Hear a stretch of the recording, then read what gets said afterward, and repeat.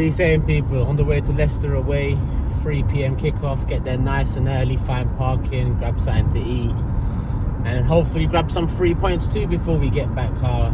It's a big one again today. It's all going to be big ones when you're competing with Man City. So if we can get the 3 points, 5-point gap, and then we can sit back and enjoy the Bournemouth-Man City game. They're probably going to win it and cut it back down to 2 if we get the 3 points. But that's why this point is we're going to have to pull it out the bag. I can't even lie to you. I'm expecting a more difficult game than the Aston Villa one, though. Really? Yeah, I am, because they're going to have to bounce back from their 3-0 loss to United as well. And they was unlucky in that game. That first half, they should have probably went into half-time up. Yeah. United changed it up in the second half. That's something that Ten Hag's been doing well, tweaking tactically to make it work. And United ran away with it in the end. Obviously, there's a contentious offside decision, to say the least, but historically, United and referees, they go hand in hand, innit? Whereas Arsenal and referees, we don't go hand in hand like that. So we're gonna have to get our job done without any assistance whatsoever. But yeah, man. Yeah, what? 3 points. Worried about any players from Leicester? Turkish? Any players that? They're wingers. I can't even lie to you. Tete looks like a good signing for them. He looks like one of them exciting players. Once he gets on the ball, anything can happen. And obviously he's on Leicester's right, our left, and on our left is where Zinchenko's asked to step into the midfield. More space is there for the Leicester team. I expect to dominate possession, but that also leaves gaps in behind, especially on that Leicester right hand side for Tete. But obviously on the other side, Harvey Barnes, recently since Tete's come in, he's kind of stepped it up a little bit as well, causing problems. I think he's got a couple of goals recently as well. So I'm looking at their wingers as danger points. Up front, Iheanacho, he got a couple against Tottenham, and we know what he's about.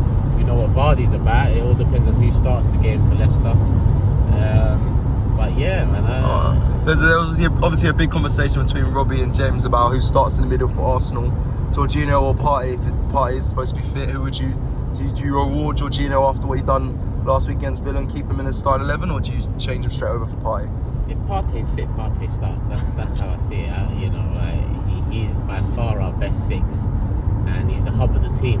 I think you can see the difference in quality when Partey's there and when he's missing. So if Partey's fit, he starts. But that's not to say Jorginho can't start with Partey.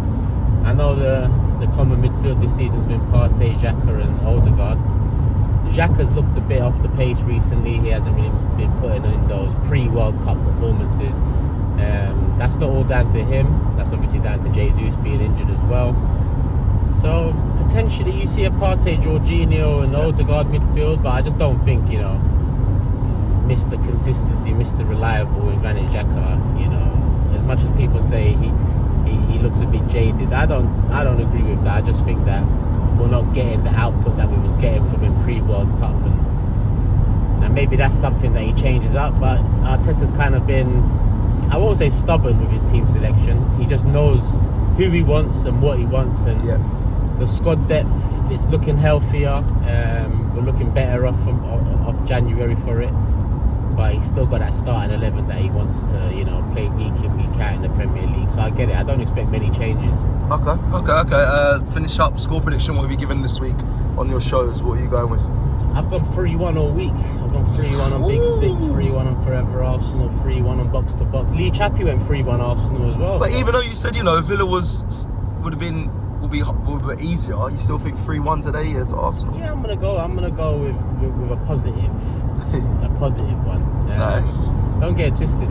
Listen, Leicester away is not going to be an easy game. They're a good team. Yeah. They got good quality players as well. They've just kind of faded off over the last couple of seasons. Yeah. It wasn't long ago they was finishing above us and they was competing for the Champions League places. So definitely something to worry about. But I think that Aston Villa win the way we won it as well. It wasn't a 1-0. It wasn't a comfortable victory. It was all up until the last minutes of the game. That should give the players the fire in the belly to kick on from here. Because if we win our next 2 games, we're 5 points ahead of Manchester City. All games equal. Obviously Everton's coming up in the week. Yeah. So that's got to be, that's got to be what we go for now. Remember at the start of the season when I said, you know, these first 5 fixtures, let's go and win these 5. I'm looking at the next fixtures similarly. We've got Leicester, we've got Everton, we've got Bournemouth, I think Crystal Palace coming up, Fulham coming up as well soon. I'm looking at them and saying, if we can go get 5 out of 5 in the next 5, puts us in good stead. If we can do that, I expect to be more than 5 points clear at the top, because we're not facing the Man City of old, and obviously the Liverpool of old either. It's not like they're bang on to get 3 points every single week now, like in seasons gone by. So if we can do our job, then I think we'll be in a very healthy position come end of March. Okay, well listen, that's what Turkish thinks. Obviously we haven't got our regular driver Robbie Lyle in the driver's seat today. We've got Turkish doing the road trip. Let us know your thoughts in the comments below. And just because he's not here, we're going to end like this. We're going to do this! Shop for AFTV merch at shop.aftv.co.uk. Subscribe to us on YouTube. Follow us on Instagram, Facebook, Twitter, TikTok, Snapchat and Twitch. We've got content for every platform, so check it out.